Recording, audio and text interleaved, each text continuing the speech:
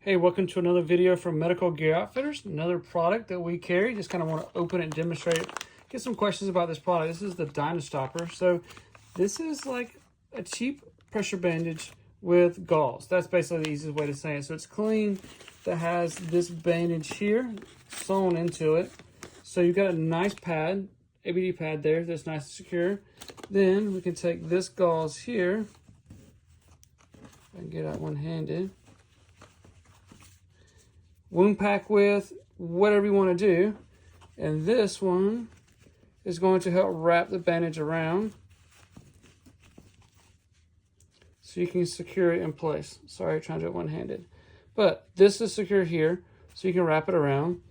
You can use this for wound packing, whatever you like to do, or even more to secure this pad to an arm, leg, whatever you need to, but doesn't take up a lot of space in your kit.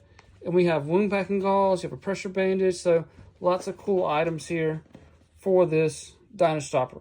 I'll put a link down below. Thank you guys for watching.